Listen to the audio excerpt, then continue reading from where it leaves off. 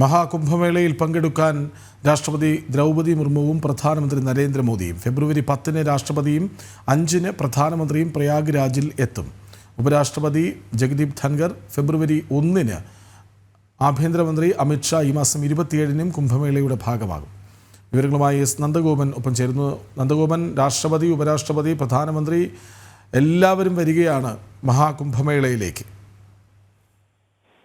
കൃഷ്ണരാജ്, മഹാകുംഭമേളയിലേക്ക് ഭക്തസഹസ്രങ്ങൾ ഒഴുകിയെത്തുകയാണ്. ഓരോ ദിവസവും കഴിയുന്തോറും ഭക്തജനങ്ങളുടെ എണ്ണം വർദ്ധിച്ചു വരുന്ന സാഹചര്യമാണ്. ഇതുവരെയായിട്ടും ഏതാണ്ട് 9 കോടിയോളം ജനങ്ങൾ ഈ കുംഭമേളയുടെ ഭാഗമായിരിക്കുന്നു. ഇനി ഫെബ്രുവരി 26 വരെ ദിവസങ്ങൾ ബാക്കി നിൽക്കുന്നു. ഏതാണ്ട് 45 കോടി ജനങ്ങൾ ഈ കുംഭമേളയുടെ ഭാഗമാകുമെന്നുള്ളതാണ് വിലയിരുത്തലുകൾ. അതിനിടയിലാണ് ഇപ്പോൾ പ്രധാനമന്ത്രി നരേന്ദ്രമോദി, അദ്ദേഹം ഫെബ്രുവരി 5-ാം തീയതി ഈ കുംഭമേളയിൽ പങ്കെടുക്കുമെന്നുള്ളതാണ് അറിയാൻ കഴിയുന്നത്. ഒപ്പം തന്നെ ആഭ്യന്തരമന്ത്രി അമിത്ഷാ, അദ്ദേഹം 27-ാം തീയതി, ഈ മാസം 27-ാം തീയതി കുംഭമേളയിൽ പങ്കെടുക്കും.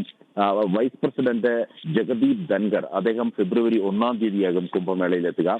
അതേപോലെ തന്നെ ദ്രൗപദി മുർമു, രാഷ്ട്രപതിയും ഈ കുംഭമേളയുടെ ഭാഗമാകുമെന്നുള്ളതാണ്.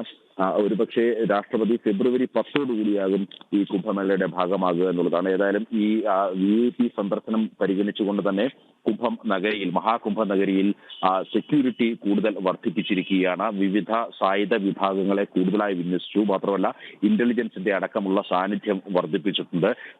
കൂടുതൽ ഇത്തരം പ്രധാനമന്ത്രിയും രാഷ്ട്രപതിയും അടക്കം വരുന്ന ഒരു സാഹചര്യം. മാത്രമല്ല, അവിടേക്ക് ജനങ്ങളും കൂടുതലായി ധാരാളമായി ജനങ്ങൾ എത്തുന്ന സാഹചര്യം. സ്വാഭാവികമായും സെക്യൂരിറ്റി ഏജൻസികളെ സംബന്ധിച്ചിടത്തോളം ഒരു വെല്ലുവിളി നിറഞ്ഞ ഒരു സാഹചര്യമാണ്. അതിനാൽ തന്നെ ഈ VIP-കളുടെ സന്ദർശനം മുൻകൂട്ടി കണ്ടുകൊണ്ട് ഇതിനോടകം തന്നെ അവിടെ സെക്യൂരിറ്റി അല്ലെങ്കിൽ സുരക്ഷ വർദ്ധിപ്പിച്ചിരിക്കുകയാണ്. കൃഷ്ണ, ശരി. രാഷ്ട്രപതി, ഉപരാഷ്ട്രപതി, പ്രധാനമന്ത്രി എല്ലാവരും ഈ മാസം 27-ന് അമിത്ഷാ അവിടെ എത്തും. അതിനുശേഷമുള്ള ദിവസങ്ങളിൽ രാഷ്ട്രപതിയും പ്രധാനമന്ത്രിയും ഉപരാഷ്ട്രപതിയും ഒക്കെ മഹാകുംഭമേളയിലേക്ക് എത്തുകയാണ്. വിവരങ്ങൾ നൽകുകയായിരുന്നു എസ് നന്ദഗോപൻ.